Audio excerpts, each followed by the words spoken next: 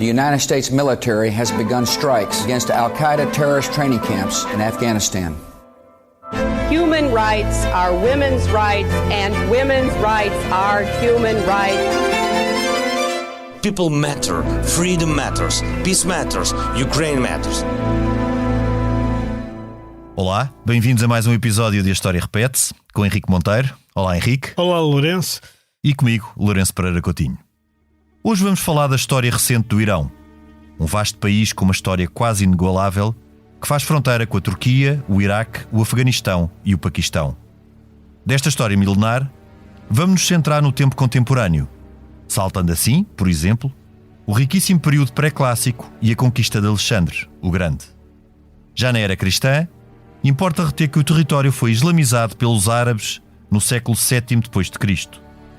2 séculos depois, foi dominado pelos turcos seljúcidas e pelos mongóis, até que, no século XVI, os invasores foram expulsos e o trono imperial foi novamente ocupado por uma dinastia persa, os Safávida.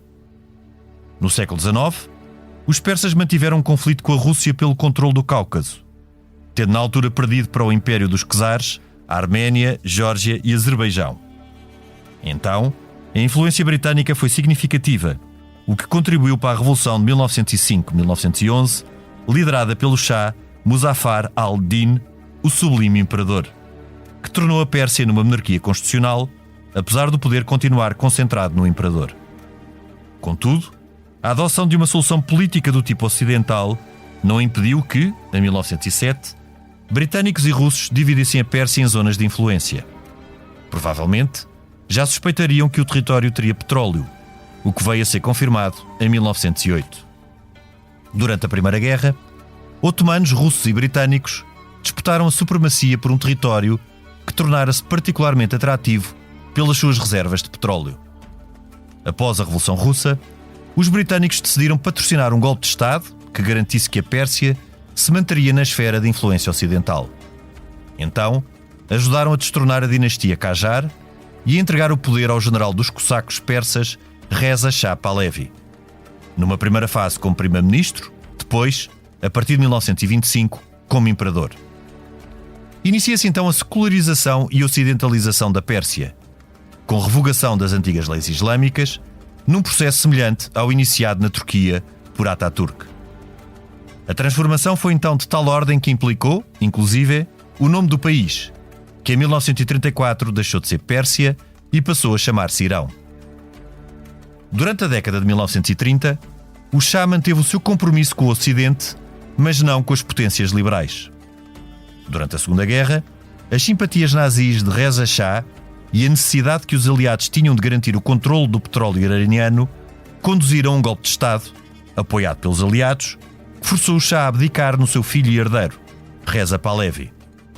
Depois, o novo Shah manteve-se firmemente do lado dos aliados, sendo, inclusive, anfitrião de uma conferência entre estes, em Teherão, no ano de 1943. No pós-guerra, o governo democraticamente eleito de Mohammad Mossadegh procurou libertar o Irão da tutela ocidental. Em 1951, o Parlamento aprovou o decreto que nacionalizou a Companhia Petrolífera Anglo-Iraniana. Tal motivou a intervenção dos Estados Unidos e Reino Unido que, em 1953, e apoiados pelo clero xiita, manobraram o afastamento do primeiro-ministro democraticamente eleito e promoveram a concentração de poderes no Shah. Em 1963, este deu início à sua Revolução Branca, que transformou a estrutura de propriedade e o ensino, abolindo costumes ancestrais, a maioria obsoletos. No entanto, fê-lo de forma autoritária, no enquadramento de um regime cada vez mais autocrático. Se é que a comparação faz sentido, Reza Pahlavi estava a tornar-se numa espécie de Pedro o Grande da Rússia. Um imperador autocrático que fez reformas radicais com o objetivo de ocidentalizar e modernizar o seu Estado. Esta transformação teria forte oposição do clero xiita, que tinha o Ayatollah Khomeini como figura de proa. Opositor das reformas do Shah, o Ayatollah Khomeini partiu para o exílio logo em 1964, um ano depois do início da Revolução Branca. A crise petrolífera de 1973 foi o ponto de partida para a agonia do regime imperial. Esta crise teve um forte impacto económico e social no Irão. A contestação à autocracia secular e ocidentalizante do Shah subiu então de tom. Doente e desmoralizado, o Shah foi afastado no princípio de 1979 por uma revolução islâmica que fez regressar Khomeini e avançou para a implementação de um regime teocrático. Neste contexto, o Ocidente passou de modelo a seguir a causa de todos os males. O novo regime iniciou purgas na administração pública e no exército, com muitos dos leais ao Shah a serem executados. Em novembro de 1979, a embaixada americana foi ocupada pelos revolucionários iranianos, que fizeram 52 reféns. A ineficiente gestão da crise, que prolongou-se por mais de um ano, custou a reeleição de Jimmy Carter como presidente dos Estados Unidos. No mês de dezembro de 1979, a nova Constituição iraniana institucionalizou um regime teocrático que iniciou de pronto uma revolução cultural. O facto alarmou o Ocidente, não só pelas perdas económicas, como também pelo receio de contágio do processo a regiões vizinhas. O Iraque, o vizinho árabe liderado por Saddam Hussein, também, alarmado pelo potencial de contágio da Revolução Iraniana, aproveitou a ocasião para invadir o Irão e procurar anexar territórios fronteiriços. Foi o início de um conflito de 8 anos que provocou mais de 500 mil mortos, muitos deles civis, e foi palco do condenável uso de armas químicas pelo Iraque. Os alinhamentos das potências face à guerra Irão-Iraque surpreendem os olhos de hoje. O Irão foi então apoiado pela China, Paquistão e Israel, enquanto o Iraque foi apoiado pelos Estados Unidos, Reino Unido e União Soviética.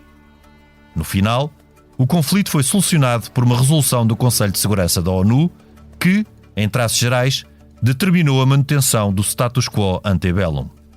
Também aqui, sinal de outros tempos, quando o Conselho de Segurança da ONU ainda tinha capacidade para resolver conflitos.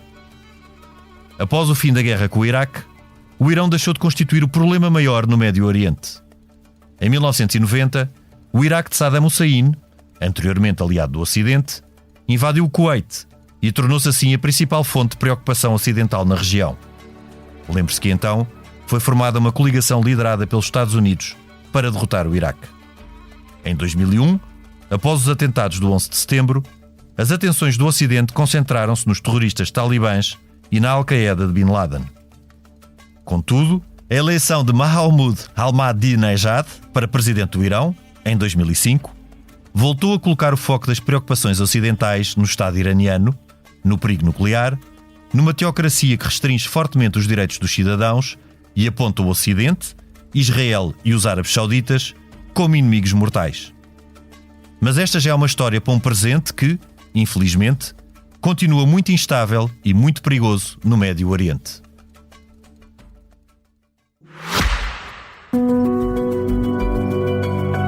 Este podcast tem o patrocínio de Germano de Sousa, o Laboratório de Portugal.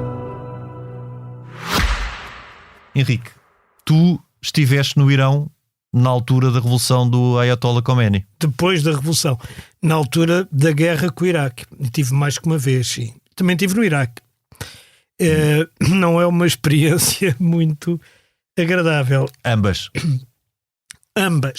Eu lembro-me na altura de ter escrito uma coisa, o meu editor já faleceu, era o Carlos Cáceres Monteiro, aliás, um jornalista que era famoso, conhecido e bem, era um grande repórter, e lhe ter escrito com muita dificuldade, depois posso explicar porque é que era com dificuldade, mas com muita dificuldade, de ter escrito um telex na altura a dizer o Saddam é pior que o Khomeini, e ele me responder: estás doido. Porque todo o Ocidente apoiou. A diferença Saddam. Era que o Saddam era um ditador normal. Normal dentro da normalidade que é ser um ditador, não é? Ou seja, consoante ele acordava, era assim que era. Não seria muito diferente de outros? De outros que havia por ali. Quer dizer, os desejos dele iam mudando e as estratégias, consoante ele lhe dava na gana. Curiosamente, no Irão, que era um regime teocrático, e que na altura o Ayatollah era o Khomeini, em que o presidente se chamava Khamenei, isto é difícil, e o presidente do parlamento era o Rafsanjani. Era quase um Dupont e Dupont. Exatamente. E também tem aqui uma história curiosa, porque uma vez os copydesks unificaram a grafia e saiu o Khomeini e o Khamenei descritos da mesma maneira e ninguém percebia nada do texto, mas isso foi um problema. Já não foi culpa tua. Já não foi culpa minha. Mas, na altura, aquilo era uma ditadura teocrática, mas como todas as ditaduras e como quase todas as teocracias, que são teocráticas ou que têm por fim, por base, uma espécie de administrativismo, é previsível. Ou seja, tu sabes exatamente o que é que não podes fazer. Não era como no Iraque, não sei se me estou a fazer entender. Sim. Mas no Iraque era mais fácil de seduzir Saddam Hussein, porque ele não tinha uma base dogmática do que no Irão, em que eles eram mais agarrados. O Saddam Hussein era proveniente do partido Baath. Sim. Que era o mesmo partido, por exemplo, que havia na Síria, e que era um partido árabes sunitas, mas que era um partido sobretudo fundado pela extrema-direita, que é uma coisa que hoje já ninguém se lembra, fundado pela extrema-direita, que foram aliados do Hitler, como aliás os próprios xiitas no Irão, em determinado momento, e os palestinianos do Mufti de Jerusalém, que era tio do Arafat, que também foi das SS. Quer dizer, havia ali uns reinos, uns países um bocado estranhos. Mas o próprio Shah da Pérsia, que falámos aqui. O Shah da Pérsia, o Shah da Pérsia também teve umas simpatias fortes pró-nazis. Aliás, isso levava a que, por exemplo, o Saddam Hussein fosse uma pessoa que vinha de baixo, que não tinha grandes estudos teológicos, não tinha nada, era um daqueles tipo sargento, será pouco, mas era um tenente qualquer que tomava o poder pela via das armas e chegava a general. Faz uma sargentada. Uma sargentada. Enquanto Khomeini era um grande intelectual, embora xiita, quer dizer, completamente conservador, radical. E obtuso, mas muito com densidade, com bastante densidade. Tanto mais que ele foi apoiado em determinado momento por toda a gaucherie francesa, quando ele estava em Paris. Sim, adorava, porque na verdade o regime do Reza Pahlavi, portanto do Shah da Pérsia, do último Shah da Pérsia, era um regime que, sendo muito aberto ao Ocidente e muito aberto no sentido, por exemplo, do direito das mulheres, que era da noite para o dia, do que é hoje ainda, não é? Sim. Que era da noite para o dia. Apesar disso, era um regime também autoritário, bastante autoritário. Mas eu dá-me a ideia que isso foi mais uma questão de contraste até com as antigas tradições e com o clero xiita, do que verdadeiramente uma adesão a uma ocidentalização liberal. Sim, mas eles não eram liberais. Claro que não eram liberais, mas eram umas ditaduras tipo espanhola, ou se quiseres, ou tipo que não era muito sanguinária, mas era uma ditadura, quer dizer, não era uma... E o Khomeini, quando chega ao vem com vestes de libertador, não só libertador dos usos e costumes ditatoriais do Reza Pahlavi, como libertador do verdadeiro Irão. E ele então... Só aqui um pormenor, porque enquanto o Irão atual, e é aquilo com que estamos mais familiarizados, não permite o não uso do véu islâmico, pelo contrário, quando se deu em 1920 a Revolução e que foi Reza Shah, ele proibiu o uso do véu islâmico. Portanto, pelo contrário, o Reza Shah não eram costumes. Era o pai do Reza Pahlavi. O pai do Reza Pahlavi. O Reza Pahlavi continuou a obra do Reza Shah.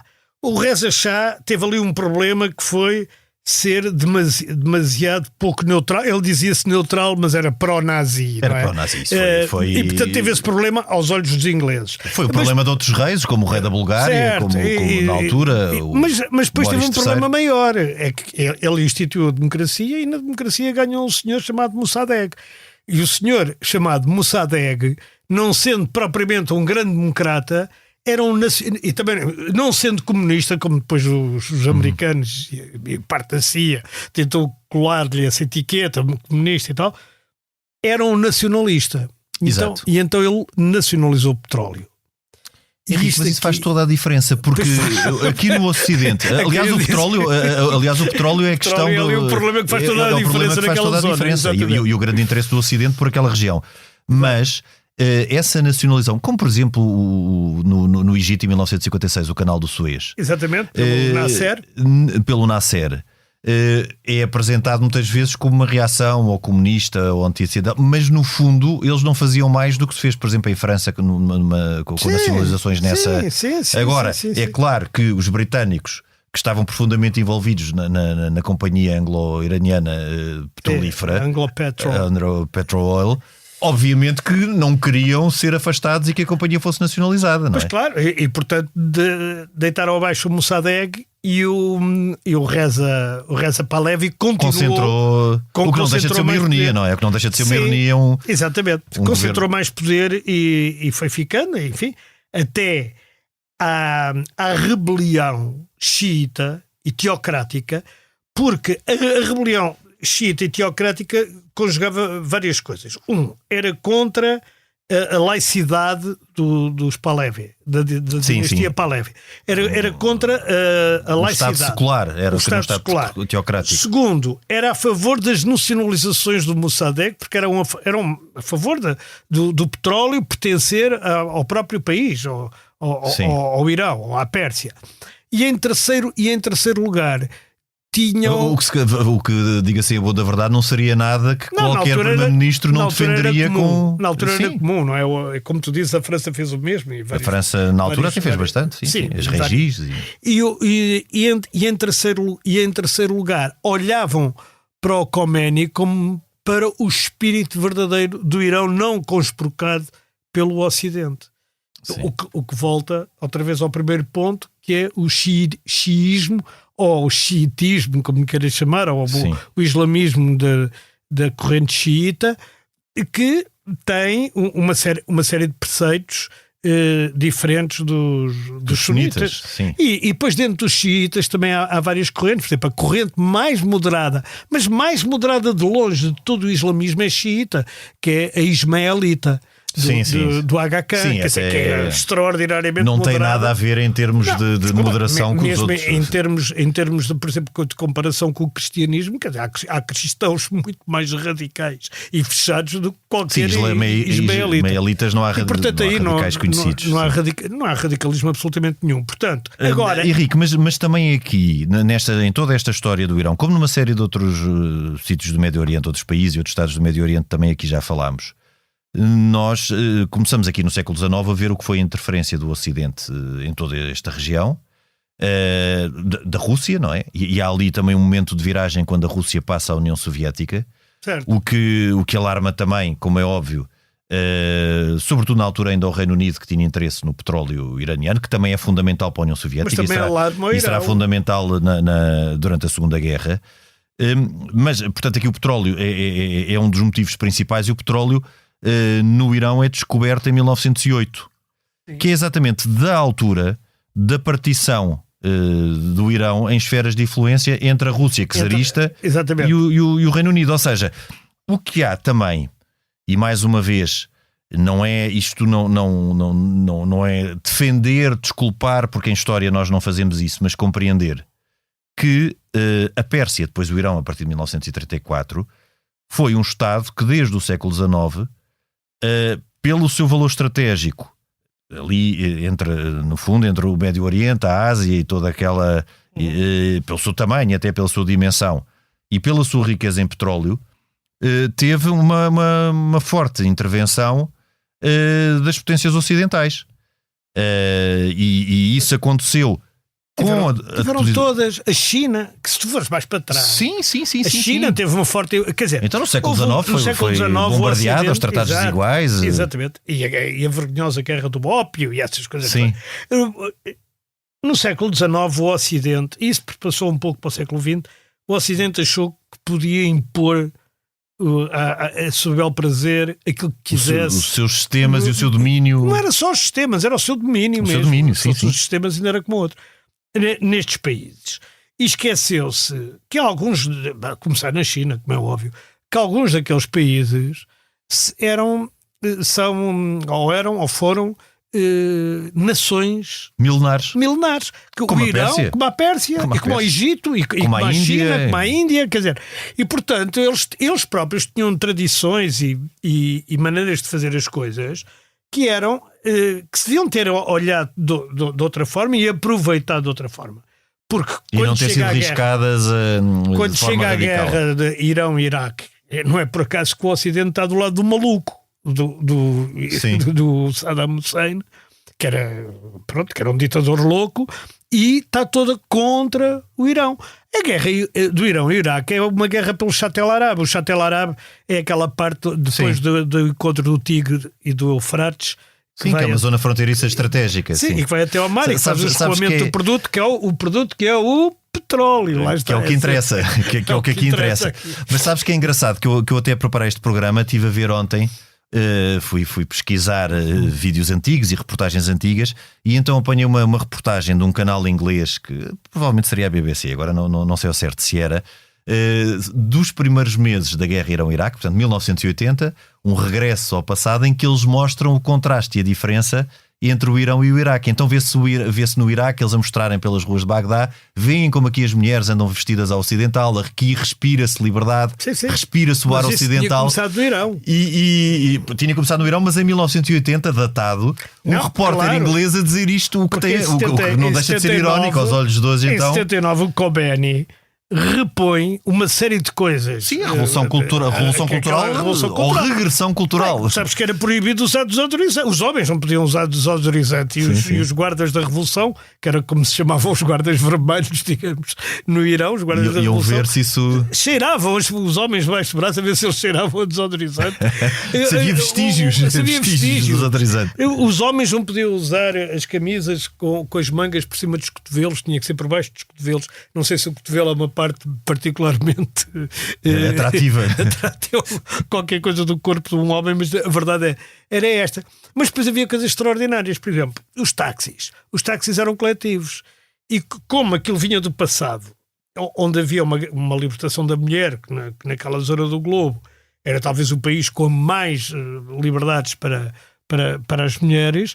Havia mulheres taxistas, e como os táxis eram coletivos e elas queriam fazer dinheiro, como todos os taxistas, as pessoas iam entrando até caber. Portanto, uma pessoa podia acabar a ir ao colo de uma mulher iraniana, apesar de não poder ir à mesma piscina que ela frequentava, porque as piscinas tinham que ser separadas entre homens e mulheres, porque os homens e as mulheres não podiam estar sequer na mesma piscina, nem sequer em alguns recintos. Era uma sociedade muito estranha para um ocidental. E era sobretudo. E portanto, quando me vem dizer que aquilo é tradição, talvez seja numa aldeia isolada do Afeganistão. Sim. Porque aquilo é tudo mesmo mentira. Mesmo o Afeganistão na década de 70 era bastante mais liberal. A Arábia Saudita, quer dizer, aquilo é tudo. Aquilo são tudo sistemas de opressão da mulher ali, na maior parte dos casos. São sistemas de opressão da mulher já inaugurados no século XX, depois das mulheres terem conhecido e no fundo é uma recuperação desses sistemas até por reação ao Ocidente. Lourenço, era como se agora aqui chegasse alguém e dissesse agora todas as mulheres têm que usar lenços. Eu, quando era miúdo, as mulheres usavam quase todas lenços. Sim. Não era estranho, quer dizer, sobretudo as mulheres com mais idade, não é? Sim, sobretudo não fora das cidades. Da minha mãe, mas na geração da minha avó andavam todas de lenços. E os homens andavam de chapéu? E os homens de chapéu. Agora tem tudo que usar chapéu, lenços, colete, não sei o quê e tal. Quer dizer, uma coisa completamente absurda. Mas foi isso que se fez em muitos desses países. Para quê? Para vincar uma diferença. Para vincar a diferença. A distância em relação ao Sim. Em relação ao Ocidente. E no caso da Pérsia, voltando para trás, do Irão, a partir de 34, o Irão vai progressivamente depois, com o poder do petróleo, vai tornando-se aos poucos uma potência enorme regional. E hoje em dia é a maior ameaça, por exemplo, a Israel. Eu já te contei, não sei se já te contei, que para entrar no Hotel Intercontinental em Teherão tinha que se pisar a bandeira israelita e a bandeira portuguesa. Porque era assim, pronto. E portanto aquilo era muito... Sim, está tudo expectante com o que é que o Irão vai fazer. Exatamente. Ainda no outro dia o Irão que sustenta o Hezbollah, o Irão que sustenta a Jihad Islâmica, que sustenta o Hamas, que sustenta muitas coisas. Embora o Hamas seja sunita. teoricamente. Portanto, aquilo nem tem tanto a ver. Mas aqui para eles há um mal maior, não é? O grande Satã é o Ocidente, é Israel. O grande Satã é os Estados Unidos. Israel é o pequeno Satã, aliás, vê-se pelo tamanho. Sim, mas os Satãs estão ao Ocidente. Mas é também interessante fazer aqui uma comparação. E percebendo que aqui o petróleo ou a disputa pelo petróleo acaba por ser aqui a causa que leva à evolução da história iraniana no século XX, do que foi a diferença do que se passou da secularização que nós tivemos no sucessor do Império Otomano, que é a Turquia, e o que se passou no Irão. Porque a Turquia, sendo uma zona estratégica fundamental e crucial, não tinha petróleo. Não é rica em petróleo. Portanto, temos aqui o caso de dois impérios que na década de 20 do século XX iniciaram um processo de secularização com resultados diferentes, porque... Mas o Kemal Atatürk também faz um bocado à bruta, não é? Secularização. Com certeza. Mas não, o que eu estou a dizer, mas mesmo assim, Henrique, a Turquia, entrando na NATO, que é o único desses países, o único país muçulmano que é da NATO, entrando na NATO, tendo um pezinho na Europa, porque é a parte de Istambul, a antiga Constantinopla, a antiga Bizâncio, tendo um pezinho na Europa, não é? E, portanto, conseguindo ser aceita em coisas como no campeonato de futebol, joga na Europa. Mas isso Israel também, por motivos óbvios. Mas Israel é porque não pode jogar nos outros. Mas os outros todos, alguns até menos orientais do que a Turquia. Bom, agora é a Europa a jogar no campeonato árabe, mas isso é uma parte. Exatamente. A Turquia tem feito um caminho progressivamente de regressão para os costumes antigos, e Erdogan não é por acaso, sem dúvida, não é por acaso que Erdogan é um, digamos, é um muçulmano, mas aqui também com uma grande diferença, eles serem herdeiros, deixou o secularismo completamente. Aqui a diferença é eles serem herdeiros dos otomanos e os persas serem xiitas, portanto a própria personagem do Ayatollah e do líder supremo é muito mais forte entre os xiitas, não é? Portanto, no fundo, ele está acima, numa teocracia, está acima do presidente. O Ayatollah está acima do Presidente da República. Está naquela teocracia só, porque há outros sítios onde quer dizer, a figura do Ayatollah é, enquanto não chega ao 13º profeta, salvo erro, agora deve estar a meter água e depois espero que um sheik me absolva, mas enquanto não chega ao 13º profeta, salvo erro, o 13º, os Ayatollahs são os líderes supremos, não é? Líderes espirituais e supremos. Entre profetas.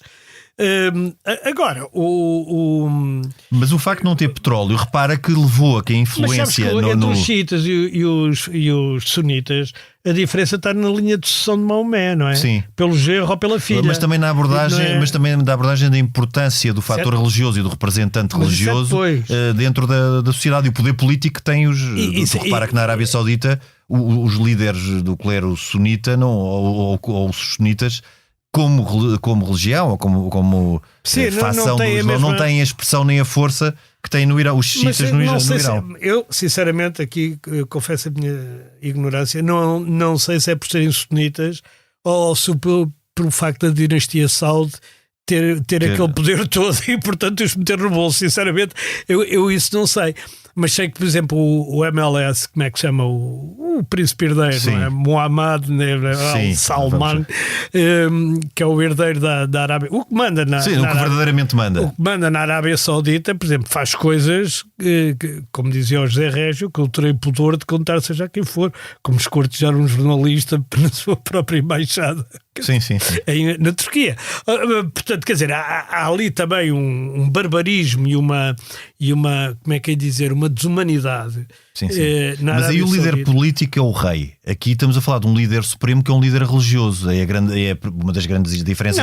Mas temos outra coisa, é que é verdade, mas o presidente da República que existe no Irão, o primeiro-ministro, o presidente do Parlamento, tem também o seu poder. Sim. Quer dizer, o líder teocrático só é importante nas questões religiosas. Agora, acontece que as questões religiosas são quase todas.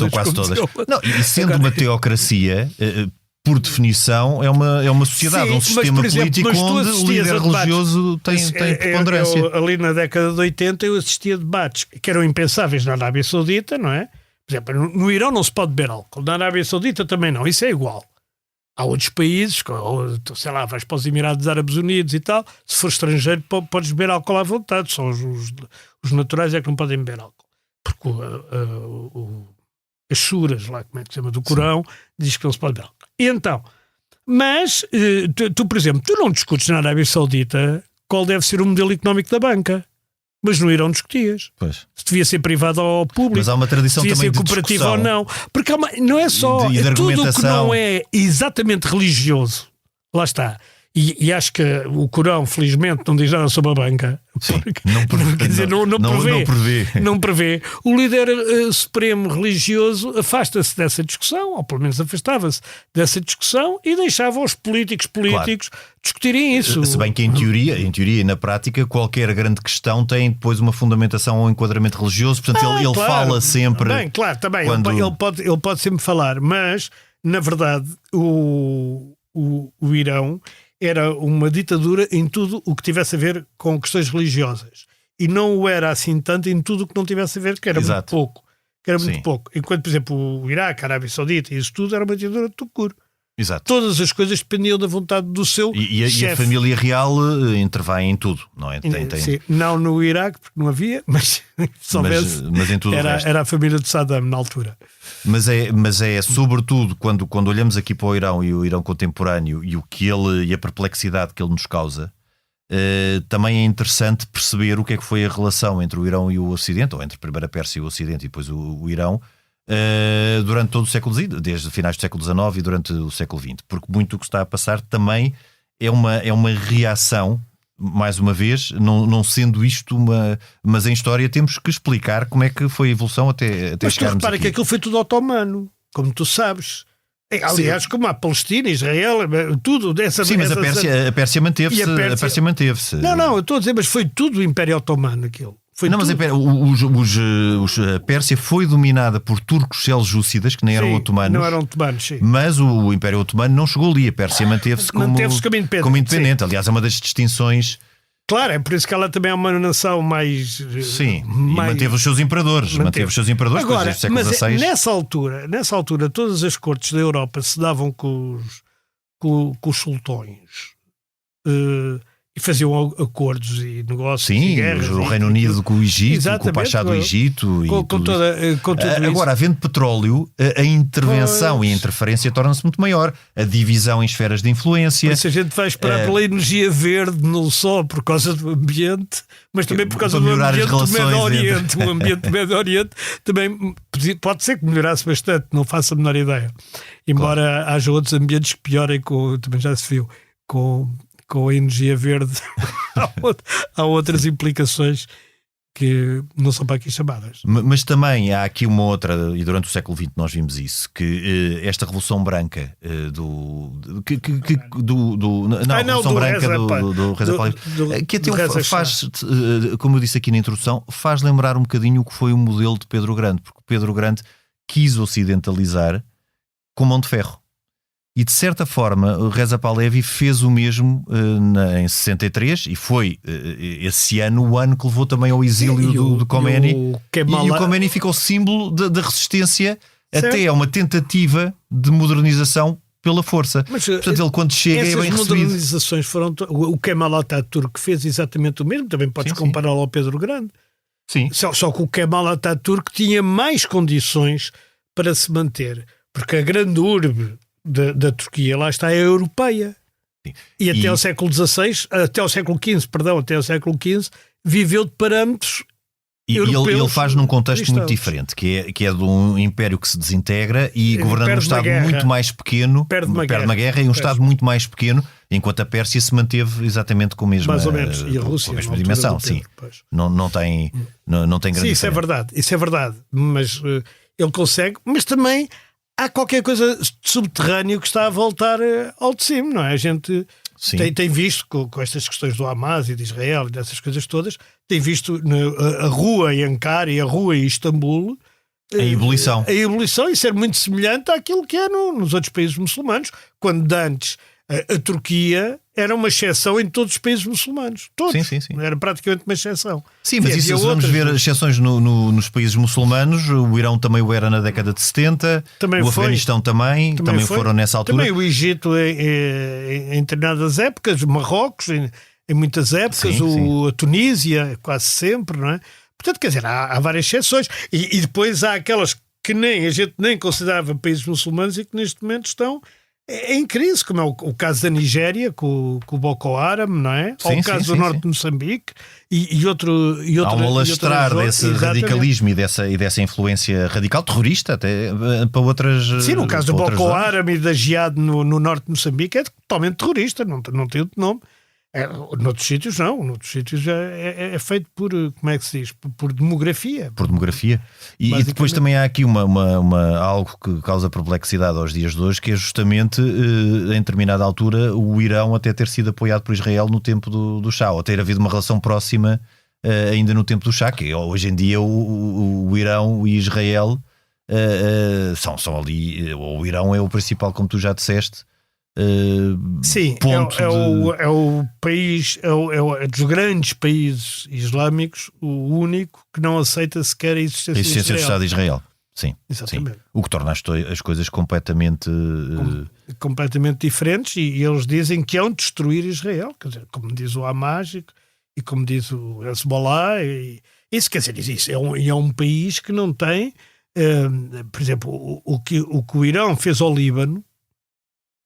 E a gente muito pouco fala disso, não é? O Líbano era considerado a Suíça do Médio Oriente. Sim. Era um país democrático, era um país de grande cultura, de grandes escritores e de grandes pessoas. Também formado de uma forma pouco natural, e foi sob o mandato francês. Sim, é verdade, mas era. E Beirute era uma cidade cosmopolita. E o sul do Líbano foi todo destruído pelo Hezbollah. Pago pelo Irão. E são coisas, por exemplo, que nunca se discutem, que mesmo na ONU não têm repercussão. Como a gente vê, não há repercussão nenhuma na ONU de grandes massacres. Quer dizer, tirando aqueles que são ali de Israel, Hamas, não sei quantos e tal, e que se passa a vida a discutir. Como no Iémen, como numa série de outros locais. Sim, os curdos o que está fora do foco mediático. Rohingya e todos. E agora, mais recentemente, o facto do Paquistão ter posto os afegãos todos a andar outra vez de volta para o Afeganistão, quer dizer. Tudo isso, quer dizer, nada disso se fala, e tudo aquilo é uma zona para a qual o Ocidente teve uma solução, que era impor o seu modelo e primeiro impor a sua dominação, depois pelo menos impor o seu modelo. E depois dividir politicamente o território, que foi também um erro crasso. O que falhou totalmente e... Finalmente.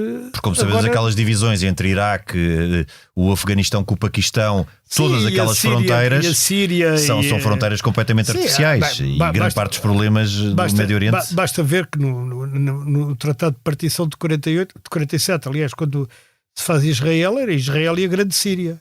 Não havia Palestina nenhuma, nem Jordânia, nem Líbano, nem nada. Sim, a causa palestiniana surge a partir de 1967, a Guerra dos 6 Dias, não é? Sim, mas isso é o menos. O que quer dizer é que o Ocidente não tem hoje solução para aquela zona, e aquela zona vai dali, passa pelo norte da Índia, pelo Paquistão e vai até ao Bangladesh. É ali uma zona de contacto com potencial nuclear. Alguns deles, sim. O que torna a questão ainda mais dramática. Bom, nós ficamos hoje por aqui. Henrique, até para a semana. Este programa tem o apoio de Germano de Sousa, o Laboratório de Portugal. A gravação e sonoplastia esteve a cargo de Salomé Rita. Nós voltamos na próxima semana, noutro tempo e noutro espaço.